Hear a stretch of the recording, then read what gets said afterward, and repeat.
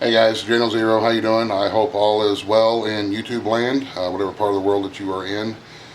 If I look a little bit tired and run down, it's because I am, so bear with me. I'm just tired, and it's summertime, and I'm sure I'm dehydrating myself and all that good stuff. But anyway, let's talk food storage. I've had a couple of questions about people asking me how do we store our canned goods and our overall food storage and stuff. So naturally, we have our kitchen cabinets here, just normal standard kitchen cabinets. And this is the section where we store a lot of our canned meat.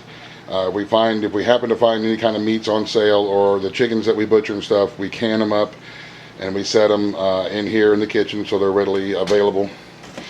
And we keep dehydrated stuff down here in jars as well. There's some onions and there's some canned tomatoes and stuff like that. We use these kitchen cabinets because they're pretty dark when you close the doors, and they're pretty cool next to this vent here, this air conditioning vent that comes up.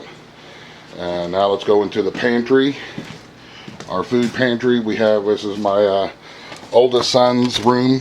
Here we go. Sorry about the crappy camera work. This is my oldest son's bedroom that we are in the process of converting into a pantry. We have our shelves. We have regular canned items up here as well. This is where we store a lot of our pastas and our salts and stuff like that. This room is very dark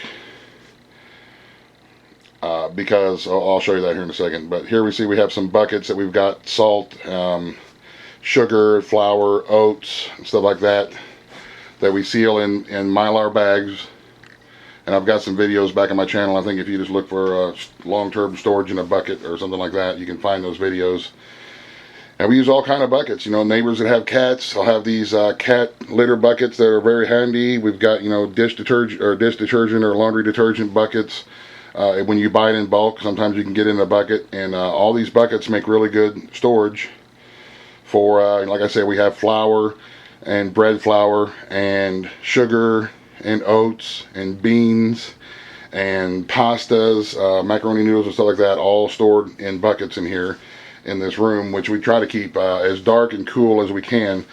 Remember, when you're storing stuff, especially canned things, home canned items that are in those clear jars, the canning jars like these jars here and up here, the one thing to remember is cool and dark is your BFF. I'm hip.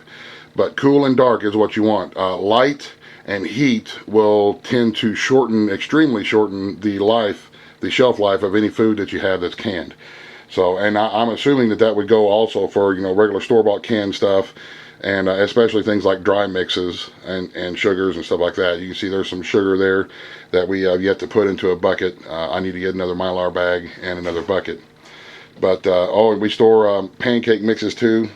Those will come in real handy whenever our power is out and stuff like that. We like to have extra stuff like that around to keep just to keep life sort of, you know, normal. We do have a lot of stuff that we can run off grid, but we do a lot of our cooking on fire anyway in our rocket stoves. So we keep a lot of stuff that's easily made, pancakes and so on and so forth, on hand.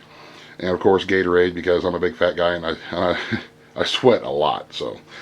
And of course we got our big freezer that we freeze a lot of stuff in. This we are able to run this off of our solar system in an emergency.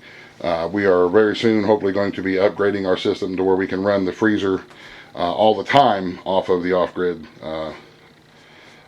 stuff. And in our window here, what I did was I found on clearance sale a couple of those car windshield, you know, where you put them in front of your car on the windshield.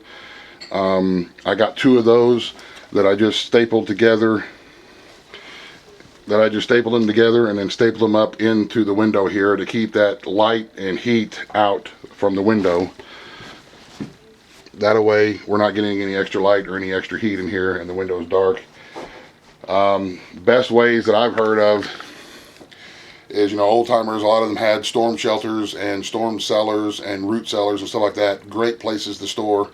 Once I try to eventually I'm going to build underneath my house in my block foundation, the crawl space, I'll have a place where I can store some extra canned goods down there, build some shelves, We store lots of water. I've got about 125 gallons of water underneath the house right now that I stored.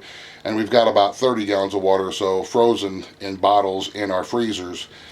Because one, it's a great way to store water, and if something happens and the power goes out and you're without water, then you always have some cool water and a way to cool things down. Put it in the cooler, keep your refrigerators cool, and it makes them run a lot more efficiently too, having that extra mass in there to keep your freezers and your refrigerators cold. So there's a little bit of how I store my stuff. Keep in mind, I am not a doomsday prepper or any of that kind of stuff. I don't have 30 years worth of food stocked up. We have about 8-9 months on hand all the time. That for me is time enough for us to either procure more food, grow it, or hunt and stuff like that. So that's just me. That's just my opinion. This is what I do. If I can do it, you can do it. Hope this helps. Y'all, thanks for watching. Have a great day. God bless. Yeah. Buzz, buzz. The end.